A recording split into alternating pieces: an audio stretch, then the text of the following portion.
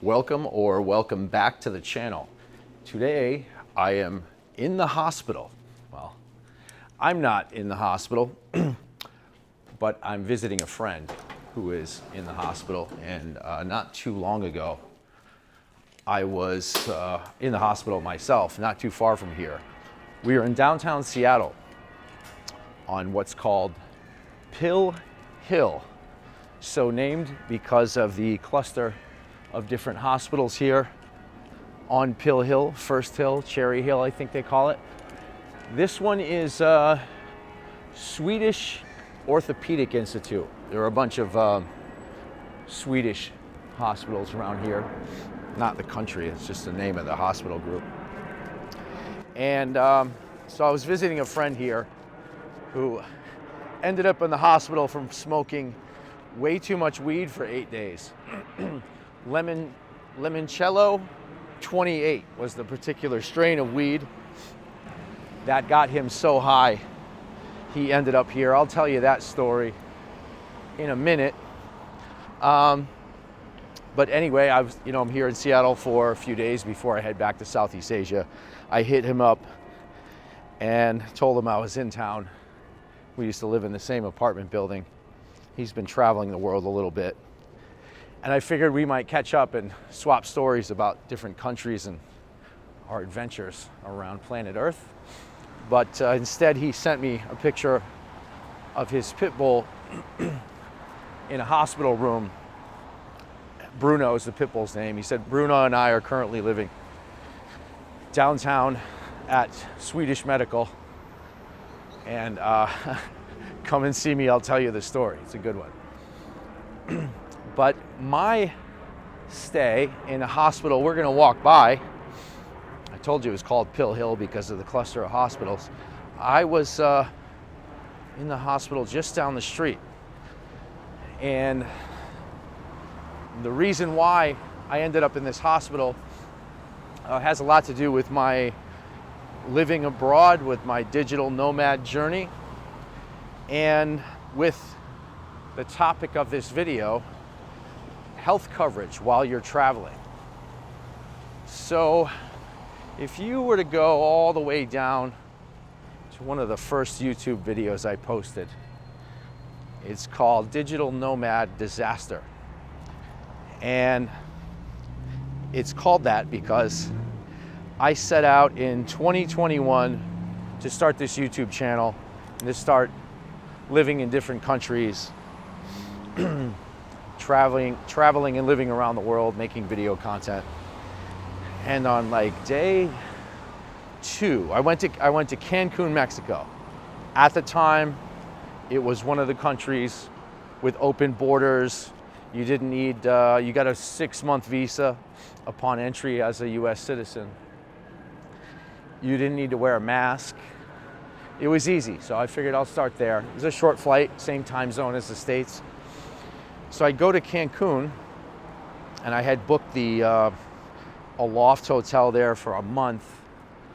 And I planned to go there for a month and come back to the States and then regroup and figure out my strategy for living as a digital nomad. Well, what happened was, let me see. Let me find that my bearings here. We're on James Jefferson. I'm gonna walk a block over this way. I think that's where that was my hospital home for a while. So I go down to Cancun, Mexico. And on day 2, the second, yeah, I spent an entire, I got there one night, spent one whole day there. And the next morning I got up early and I went to shoot all this content on the beach with the white sand and the turquoise water. And I was doing a workout on the beach, running on the beach, doing body weight exercises on the beach. And I set my phone down to, at the end of the workout, to get a shot of me jumping off one of the piers into the turquoise blue water. And in my haste, I was going about things rather quickly. I was excited to be in Cancun. And didn't realize that not only was it a much farther drop than it looked like from the beach. But the water was much shallower than I thought. And there was a concrete footing where the pier used to be, but had decayed and broken apart.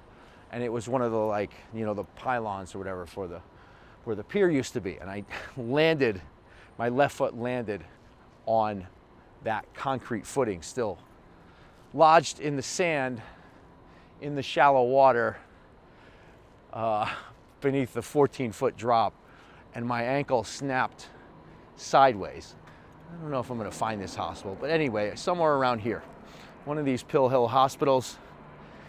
Harborview Medical, it's part of the University of Washington hospital system.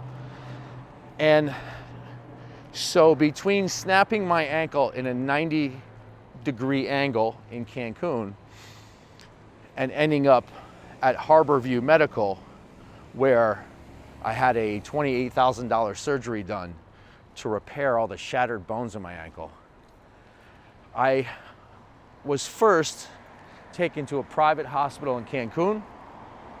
I had no medical insurance at the time, never mind travel insurance. And I end up at this private hospital where they tell me they need $25,000 for the surgery, or, oh wait, now I'm going the wrong way. I'll go this way. 25 grand for the surgery, or they may have to amputate my ankle. And I didn't take that all that seriously. I think it was just a ruse to get me to see if I would get scared and cough up the 25,000. So I'm in the hospital bed on painkillers in Mexico, and I call my sister, who's a pathologist. She went to a good medical school. She has friends that are familiar with the surgery I might need, and she makes some calls. And she says, well, number one, get the hell out of Mexico. There's no way you want some Mexican doctor fixing that mess. And I said, all right, well, can I needed $2,800 to pay the guys to set. She said, have them set your leg. Have the guys there just set your leg. You can't fly home with it sideways. Have them just manually set the bones relatively back into place. And I needed $2,800 to do that, for them to set my leg. And I had my cash back in my hotel. I had $1,000 in the safe. My hotel manager from the Aloft drove 45 minutes out to the hospital, and he was the only one by my bedside. He said, well, if I can go back and get you that cash, but it's going to take like an hour and a half, just call one of your friends or family and have them help you pay this $2,800 right now. And my sister and my mother don't like me very much. I don't speak to my father or his wife. My brother, he's my lifeline. He was snowboard instructing that morning. I asked my sister for help with the cash. She hung up the phone on me. My mother did the same thing. One of my best friends had to ask his wife, and they weren't there for me. Thankfully, my friend Mark Gross, if anyone's shopping for real estate in Los Angeles, look up Mr. Lister. I owe him, I am in debt to him for life for doing this. I knew Mark is up Sunday mornings prepping his real estate business for the week. I knew he would be awake. It was an odd hour also. I got up early for the workout. Cancun's ahead of LA, where most of my friends are in California. So it was an odd hour. It's still like 7 a.m. in California, but I knew Mark would be up. And he's like, Brando, I'm busy. Just tell me how much you need so I can get off the phone. And he sent me, I think, $2,500 or $2,000. It was over $2,000 that he sent me immediately without needing a lengthy explanation. And so Mr. Lister was my travel insurance that got my leg set.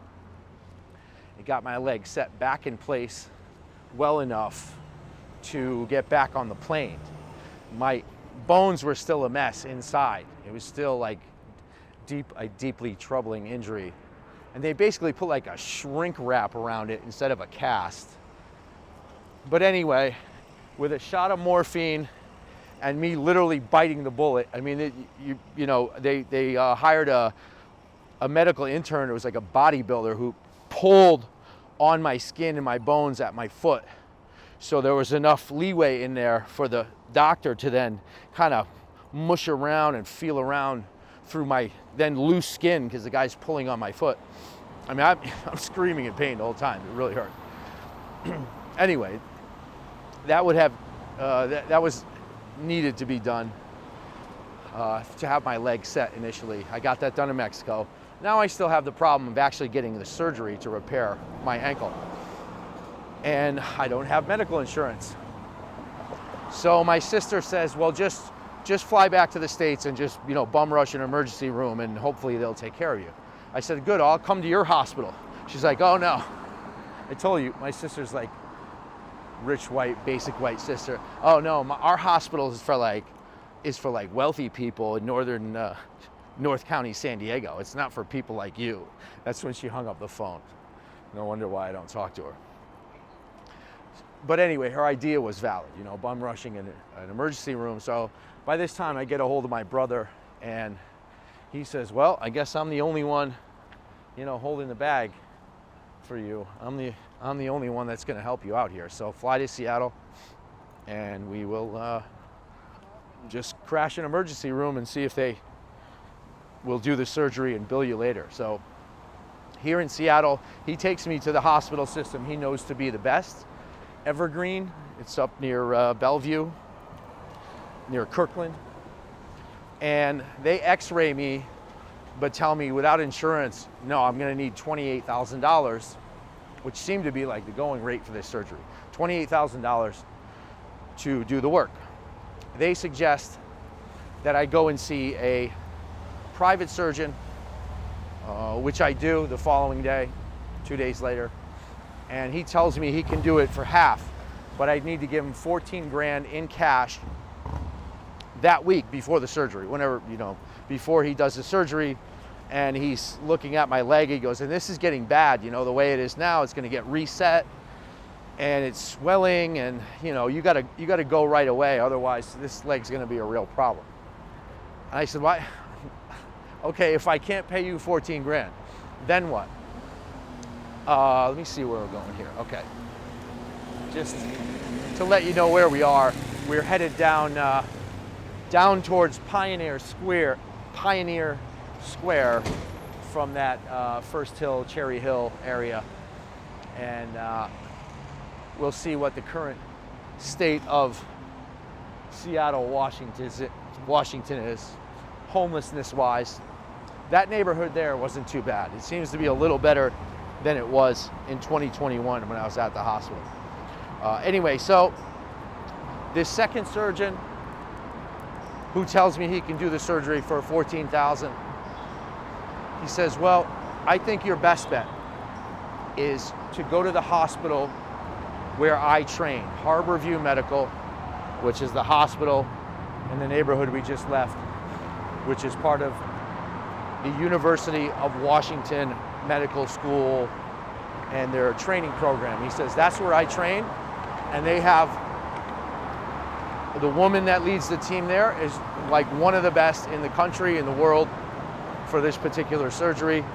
And you might get lucky and they might just admit you and start doing the work, and then you can deal with the bill later, which is what I did. So my brother drives me down there the next day, and we just go into the emergency room kind of fresh. Hey, I just got back from Mexico where I snapped my ankle in half. They said it and I need it fixed. Do you have insurance? No. They admit me anyway. And at that time, it had been about a week since I broke it then, and the swelling was bad and they couldn't operate, couldn't do the actual surgery then. They had to put an X-Fix, an external fixator. Have you ever seen some of those movies where the boxer breaks his neck and he's got like screws in his forehead? Well, that's an external fixator as well. It's like basically basically putting a cast on your bones, putting a scaffolding to your bones to hold your bones in place without wrapping the skin and causing more swelling, etc. So they drilled 1/8-inch screws, one right here, two right here, and then one over here. They drill right into your bone and like with a tap drill, you know, and so they can thread. So there's like threads that have healed in my bones. And anyway, they put in the X-Fix, and I have to recover at the hospital for 2 days with the X-Fixator on. And the accountant basically comes up from downstairs in that hospital, and he's like, well, you don't have insurance, and can you pay for this? And no, it was the COVID era still. It was still the COVID era.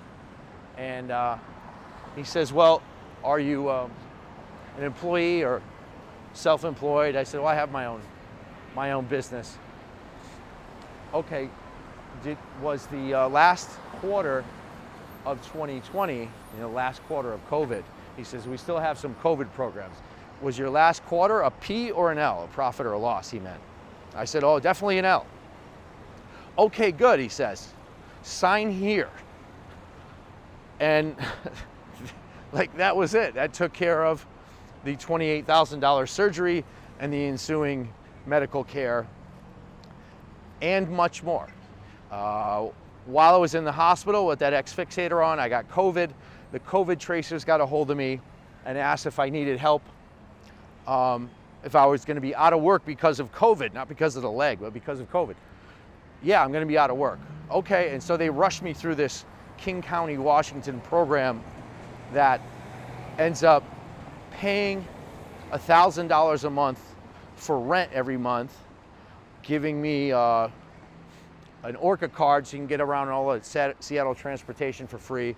Every month I got like a bag of stuff like home goods, cleaners, toilet paper, paper towels, soap, laundry detergent, and $800 a month on a SNAP card to buy food. So that curse turned into be a real blessing. That broken ankle, without medical insurance or travel insurance or anything, ended up giving me a free income of $1,000 a month. Well, that had to go towards a landlord. So for a while, I rented an apartment here in Seattle, and in Ballard actually, which is where I met my friend who's in the hospital now. And I wasn't really paying for the apartment. So that first year, I had the freedom to leave my crap here in Seattle, and then that's when I went and lived in Tulum and in Cancun. I went back, lived there for about a year, and I still had an apartment here. And then the second year, the guy managing my case with these benefits, he let the system pay my brother. It was a lower amount, like $800 a month. And my brother figured out what he was going to get whacked for taxes and gave me the difference. So I was making $500 a month for the first year I was in Vietnam and Thailand for free from that system. And I still had, I think at that time, my brother was using the SNAP card. There was still $800 a month on that. He got a gas card out of it. He got to fill his tank once a month. So I really lucked out in that.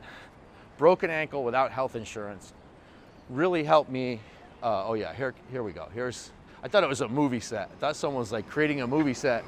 I thought this was a film set for a scene about homeless people. It's not, it's just homeless people.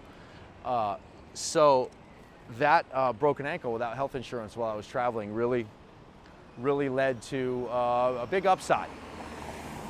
However, I would not advise you to go and break your ankle by jumping off a dock in Cancun so that you end up with free income, free rent. And the other thing I got out of that COVID program, was free health insurance for that just lapsed. That just lapsed. Here we go. We were on Pill Hill. Oh, here we go. They're basing up. They're smoking up right here. Yeah. So, yeah. Oh yeah. There we go. They're lighting up. Yeah. I don't want to linger too long, but they had the tin foil out. They had the glass straw out. They were going for it. Yeah. Down here at the base of Pill Hill, these are not medically administered drugs. I think all this shit came from China. So, where was I? Oh, the free medical. So I had free health insurance, and I had a primary caregiver in that Swedish medical system that I was able to go and see, and which was kind of nice because after a year in Bangkok and Ho Chi Minh City, he did all my blood work once a year and gave me a, you know, as I think as short back as October, I got the blood work and the clean bill of health. No HIV, AIDS, gonorrhea, chlamydia, none of that. And you know, by my appearance, you could probably tell I'm a fairly healthy 51-year-old. All my other blood work was good, and it was nice to have health insurance, at least for my doctor to tell me after all the tests and blood work that I'm, you know, if he pulled my file out of his patient records, he would think I was one of his 30-year-old patients. He would never guess I was a 51-year-old patient. So, so I stumbled in, jumped in, broke my ankle into free health insurance for 3 years. And in the past 3 years, my plan has kind of been that, well, if you know, if something mild happens, I'll just go to somewhere in Thailand or Vietnam and pay for anything kind of like any kind of outpatient care. I'll just pay for it in cash. But if anything serious were to happen, I'd get it diagnosed at an ER there and then fly back to the States where I could use my health insurance here. Well, now that's lapsed, so I'll begin my search for health insurance that's going to cover me while I'm traveling abroad.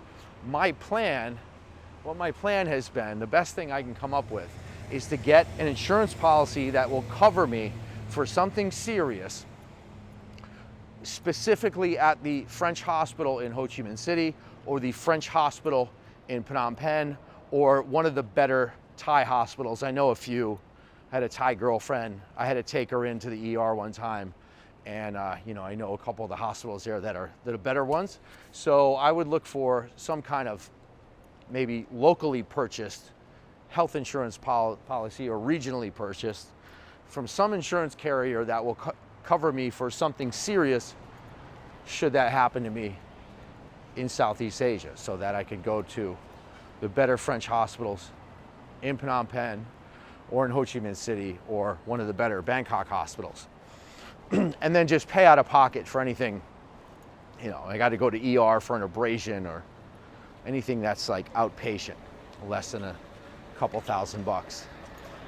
But I certainly don't have all the answers. I am no expert, as you can tell by my story. I'm certainly I've not done my homework on travel medical insurance.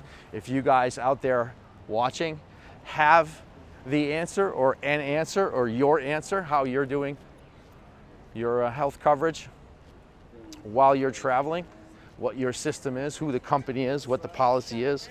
More importantly to me, which hospital are you able to go to in Thailand, in Vietnam, in Cambodia, and wherever?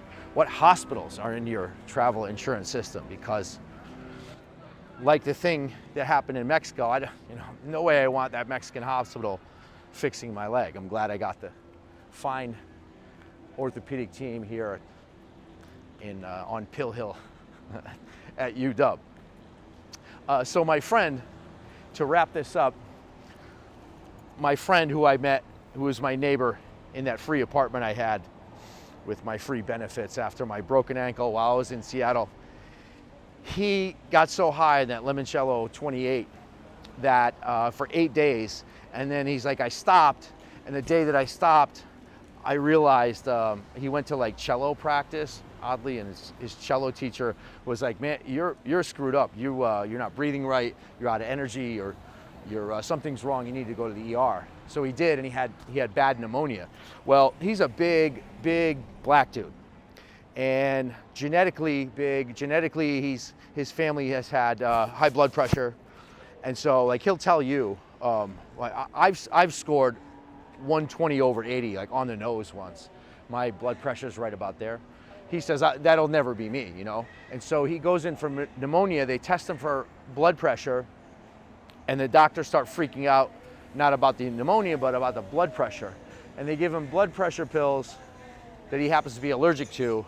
His legs balloon up, and now, so he's been in there for 12 days on dialysis machines. They're trying to get the swelling to go down in his legs, and it's just become a whole conundrum. So that's what smoking limoncello 28 will do to you if anyone is familiar with that particular strand. I really am curious though, Cam, Gene, some of you guys that are out there that are doing it, that have been traveling, what is your system? How are you doing medical coverage? What has happened to you that has been covered by your policy?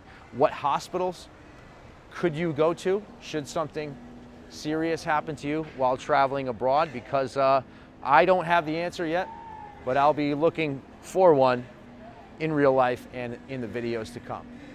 Well, not bad here. You know, we had Pill Hill Medical District. We saw, I don't know if you can catch it behind me, but we saw some people lighting up off a tin foil with a glass straw. Always an eventful thing to see on a Sunday afternoon, but I'll leave you with a rather pleasant scene. Not too many arch criminals, dirtbags, or homeless people lurking around here. Looks like a rather pleasant afternoon in Pioneer Square. Oh, well, there's one. Oh, there's another one. Yeah, there's two. Anyway, rather pleasant afternoon here at Pioneer Square in downtown Seattle. That's going to do it for this video, and I will see you all in the next one.